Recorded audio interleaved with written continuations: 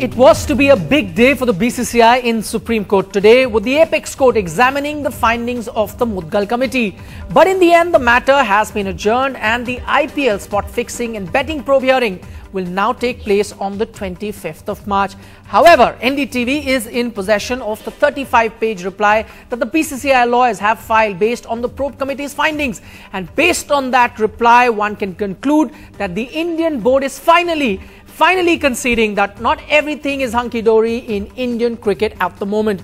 Before I run you through the salient points of the BCCI reply, let me introduce my guest this evening. I'll be joined by Justice Mukul Mudgal, who was heading that probe panel. Along with him, I'll also have three very special guests to debate this issue. But now, first, based on that BCCI's 35-page reply, let's see how much does the Indian Cricket Board agree with Justice Mukul Mudgal's findings. First and foremost, the most important bit is that the BCCI agrees Gurunath Mayappan was indeed team official, something that they had been denying from the beginning. In fact, BCCI President N. Srinivasan had gone to the extent of calling him a mere cricket enthusiast.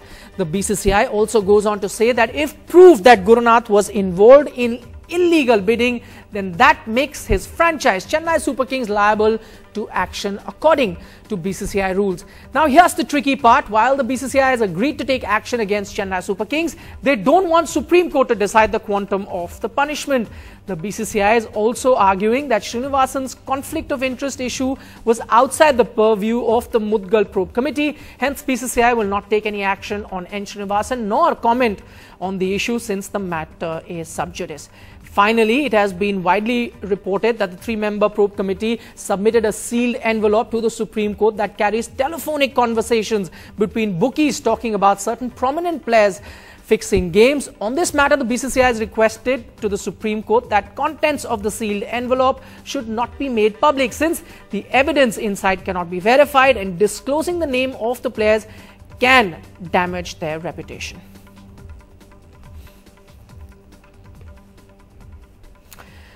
Alright, let me go across to retired Justice Mukul Mudgal. Sir, all this while, BCCI kept insisting that Gurunath had nothing to do with Chennai Super Kings. Finally, they say he is a team owner. After that, they also accept he was involved in illegal bidding.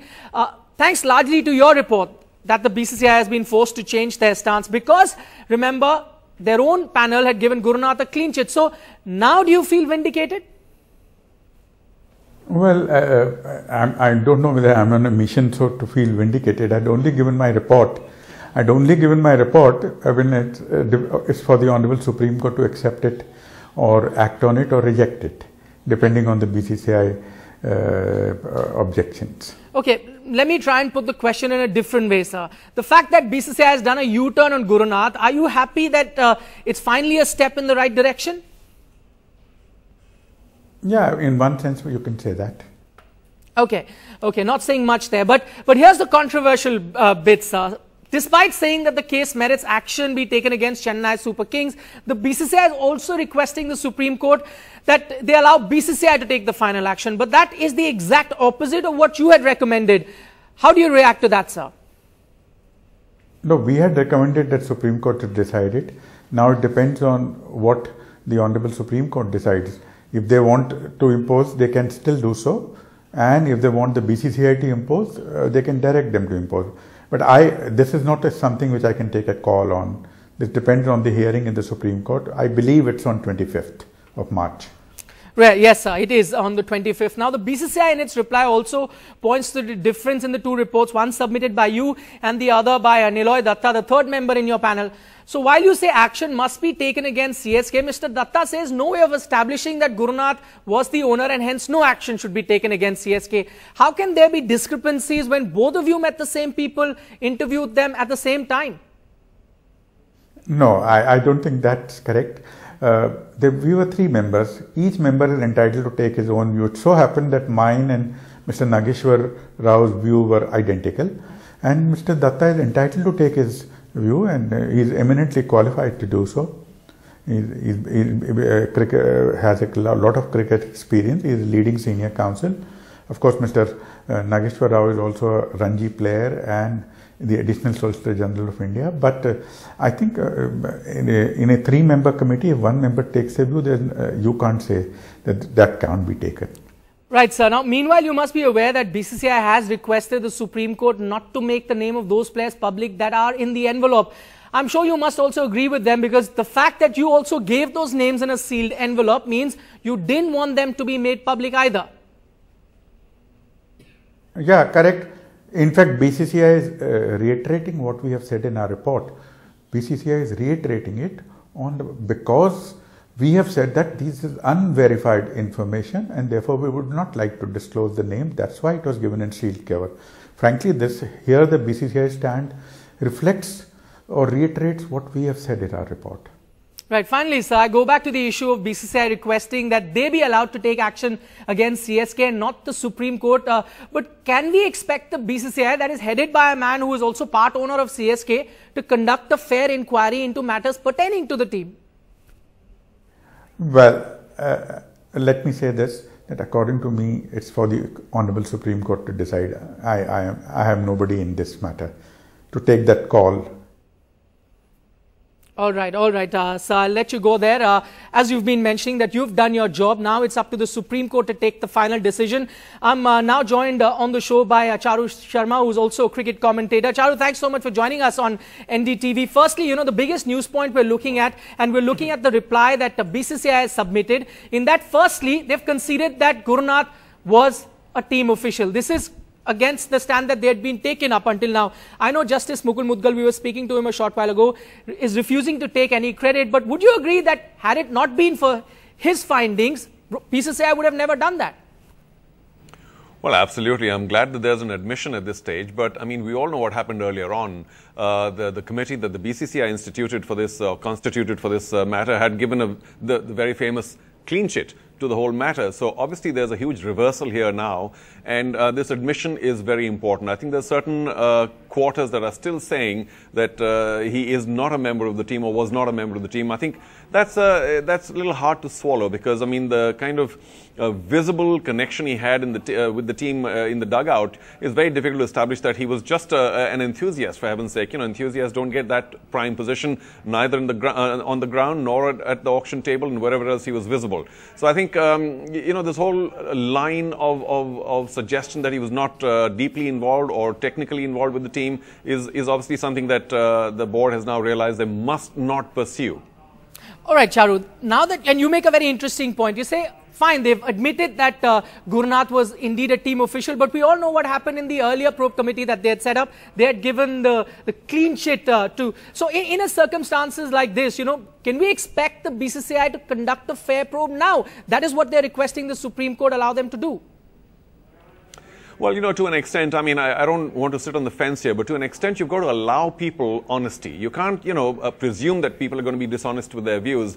But conventional wisdom, Nikhil, will indicate that it's very difficult for people to, cut off their own legs. And therefore, if you have your own committee and you're trying to ostracize or punish your own, you're not likely to come up with a guilty verdict. So there's no question that the board now must not be allowed to come up with, another committee or what to go into this whole matter and try and set up punishment, because this must now be decided by an outside force. And I must compliment and congratulate Justice Mudgal for doing what he did, but of course much more still needs to be done. And if I might be allowed to say so, if it has been established that he was a member of the team in some manner or the other, not just him, let's not focus only there, but also the Rajasthan Royals, because I've had people actually censured by the board. I mean, people in the Rajasthan Royals team have in fact been punished and held guilty. So both teams, if you go back to the 11.2 clause or whatever number that is, and if there are team members or anybody connected to the team, right, who has brought the game into disrepute or has gone against the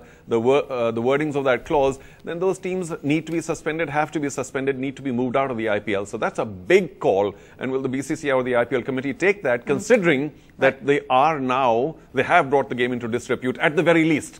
Okay. Charu, you mentioned Rajasthan Royals. In fact, I have the reply in my hand right now. They also go ahead and mention the other team, that's Rajasthan Royals. And they said that they will, of course, investigate and use the current laws that they have and see how this team can be investigated. Of course, they want to wait for the Supreme Court to pronounce Gurunath guilty or not. We've also got Pradeep Magazine, senior cricket writer in the studio. Pradeep, what we were discussing at the beginning is, at least for now, I'm seeing the BCCI reply. At least it's a start. They've actually finally accepted that yes, Gurunath Mayappan was a team official, and because he was a team official, they think that if he was involved in illegal betting, there is a case to investigate CSK. At least they've conceded that. So would you say it's at least a start? And would you like to thank Mukul Mudgal? We spoke to him a short while ago. Had it not been for his findings, this probably would have never happened.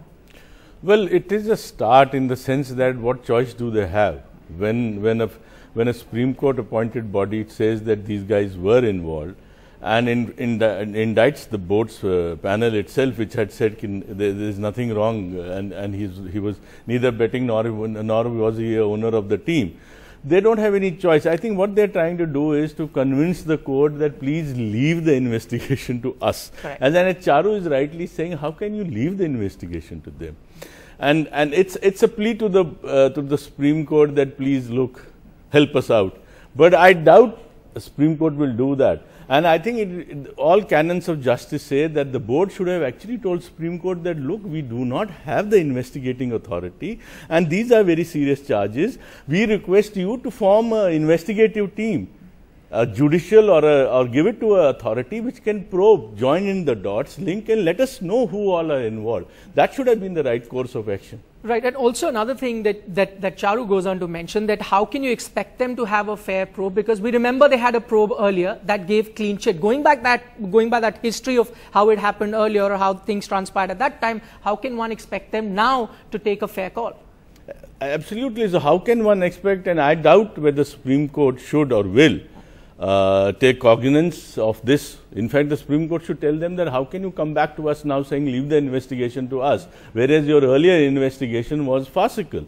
What its findings and the findings of their findings are diametrically opposite. In fact, even one of the board members who was part of this investigating team, correct, which gave this report, in fact goes one step ahead and says there is much more involvement of a lot of people with Justice Mudgal in his, maybe what is written in the seal envelope, we don't know. But in his own report, he has not referred to the things which Nilay Datta has referred to. In fact, he opened the Pandora's box by saying that there is this Chennai police, there is Sampath Kumar, there are these players whose involvement is suspected. So in this kind of a situation, I would expect Supreme Court to pass a judgment which should be scathing enough, which should be proper enough, in which if the BCCI has to go by its rules, I think both the CSK and the Rajasthan Royals so that's established, you would say. According to the rules, if the BCCI follows their rule, they have to ban those two teams need to be terminated.